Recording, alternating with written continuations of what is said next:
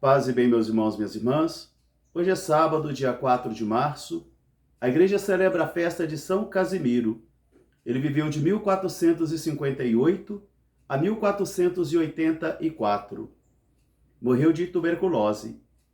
O evangelho de hoje é retirado do livro de Mateus, capítulo 5, versículos de 43 a 48. Naquele tempo disse Jesus a seus discípulos: Vós ouvistes o que foi dito aos antigos: amarás o teu próximo e odiarás o teu inimigo. Eu, porém, vos digo: amai os vossos inimigos e orai por aqueles que vos perseguem.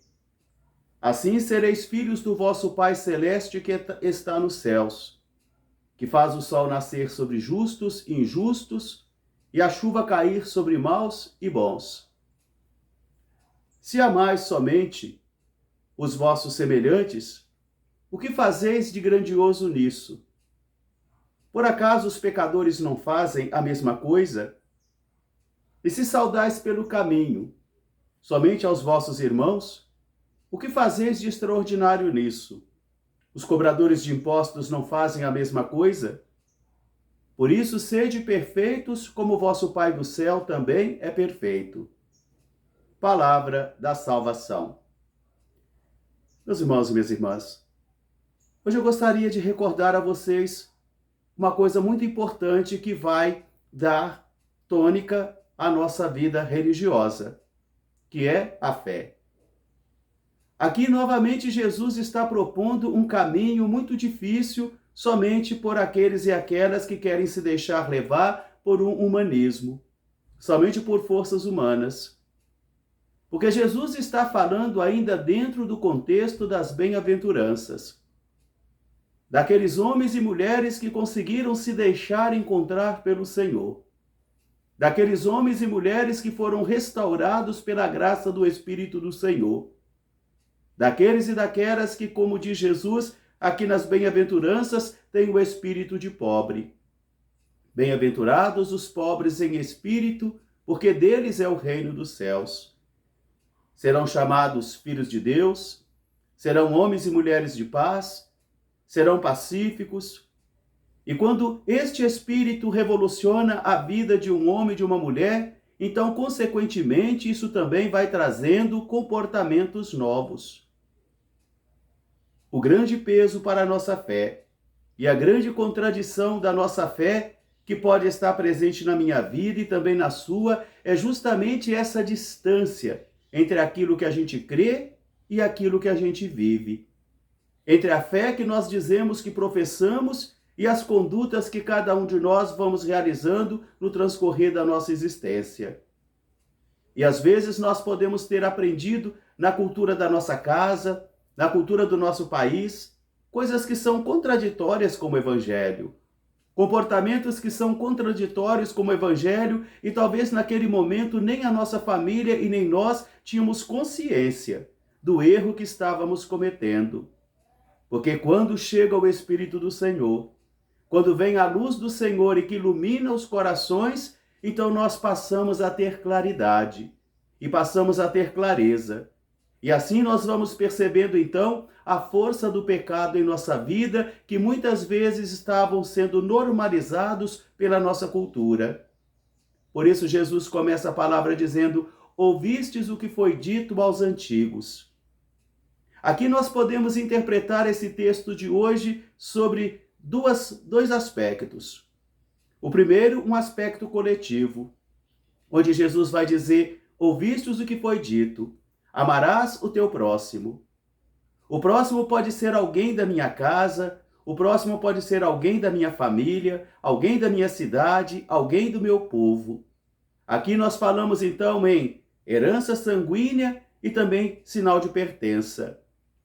Mas também podemos interpretar esse texto de hoje sobre um outro aspecto, que é o individual, onde o próximo seria aquele então que pensa como eu penso. Aqui são as proximidades afins, as proximidades ideológicas. E por causa disso, então, nós podemos aprender muitas coisas contraditórias.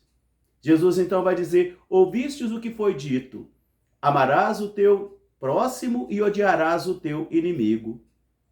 Em momento algum eu vi na Sagrada Escritura algum texto que diz que nós temos que odiar os inimigos. Mas talvez o texto faça referência ao Salmo 129. Por isso, então, Jesus vai trazer luz para o comportamento dos discípulos, porque a palavra está sendo direcionada aos discípulos. Amarás o teu próximo e odiarás o teu inimigo. E ele diz, e eu vos digo, se a vossa justiça não ultrapassar a justiça dos mestres da lei e dos fariseus, não entrarás no reino de Deus. Então agora vem a proposta. E eu vos digo, amai os vossos inimigos e orai por aqueles que vos perseguem. Novamente, eu tenho certeza que no seu coração, como no meu, nós vamos dizer para Jesus, essa palavra é dura. Quem é que pode viver isso? Mas é o Espírito do Senhor quem tem esse poder de transformar a minha vida e a sua vida. É o Espírito do Senhor que tem esse poder de pacificar as violências interiores que eu e você carregamos. Porque nessa distinção de amar o semelhante e odiar o inimigo, aquele que pensa diferente, aquele que vive diferente, aquele que crê diferente, aquele que não participa das minhas ideologias, podem ser vistos então como inimigos e também como hereges. E Jesus vai propor uma visão do Pai Nosso, porque o vosso Pai, que está nos céus, e que é Pai de todos os povos, de todos os homens, de todas as mulheres, ele não faz distinção de ninguém, e ele faz o sol nascer sobre justos e injustos, e faz a chuva cair sobre maus e bons. Então vem aqui o grande desafio. Sede perfeitos como o vosso Pai do céu é perfeito. Porque só Deus é perfeito. E a referência que todos nós cristãos precisamos ter para edificar a nossa vida religiosa e espiritual é o comportamento de Jesus e a perfeição do Pai.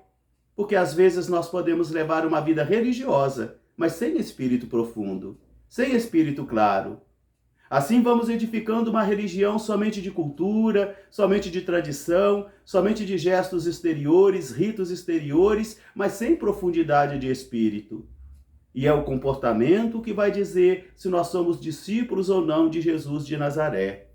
Não são os símbolos religiosos que usamos, não são as vestes que vestimos, não são as doutrinas que observamos, mas justamente o que vai dizer que nós somos discípulos e discípulas de Jesus é o nosso comportamento.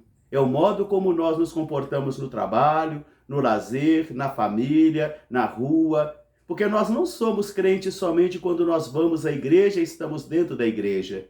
Mas nós somos crentes é quando na vida prática, quando ali nós deixamos transparecer a presença de Jesus que caminha conosco.